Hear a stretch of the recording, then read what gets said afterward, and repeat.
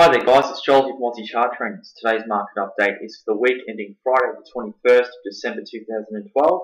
In today's update, we're going to have a look at the smp500 firstly, and then we're going to take a look at the asx200. Before we do that though, I just need to remind everyone that aussiecharttrends.com.au and this video are for educational purposes only. Nothing stated at the site or in this video is intended to be used as any form of investment advice. I'm not a licensed professional. You need to make your own decisions regarding your investments. I'm just here to help anyone searching for a practical direction in today's markets. So firstly, looking on the hourly chart here of the S&P 500, each candlestick here represents 1 hour of trade. We've been watching this inverted head and shoulders pattern. Now, what is an inverted head and shoulders pattern? Well, it's where we have a left shoulder here, a head, a right shoulder, with our handle pattern, and a breakout. Now, you can see this week we were able to get over this neckline, and then we found an area of resistance over the triple top formation that we had in early October. Came back down for a nice back test on this neckline, and as you can see, for the rest of the week, the S&P 500 lost that area of support there around that 1435 area. But I don't think that the S&P 500 is in that much trouble. The markets were able to find an area of rising support.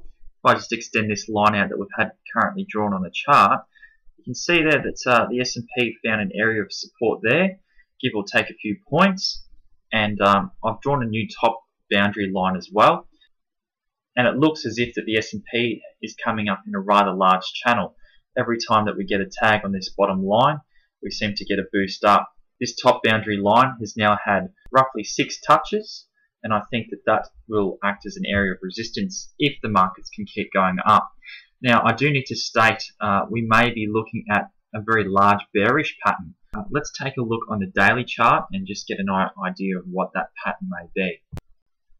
Here on the daily chart, I've drawn this blue neckline here.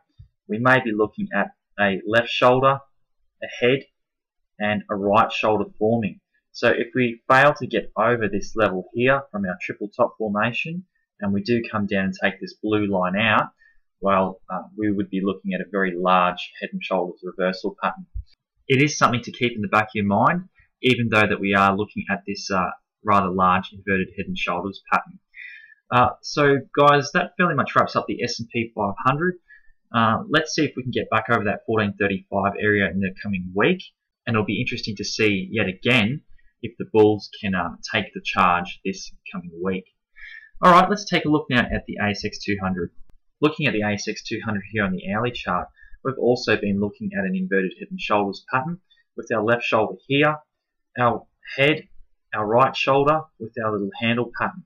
Now, we've measured the depth of this pattern, and we add this on to where the market has broken out.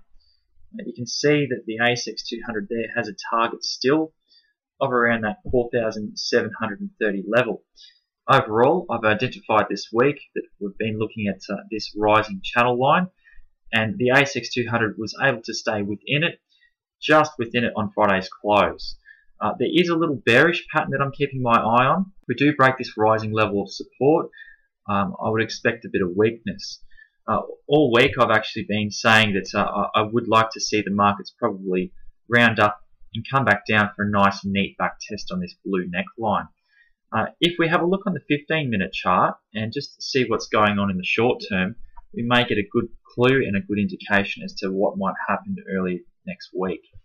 Looking on the 15-minute chart here, you can see that we did break this little rising level of support here within our big channel, and that we have potentially got a left shoulder here, a head, and we've seen a back test on this broken channel line. If we came down and took out this blue line here, we'd be looking at a minimum expected move of around that 4,565 area.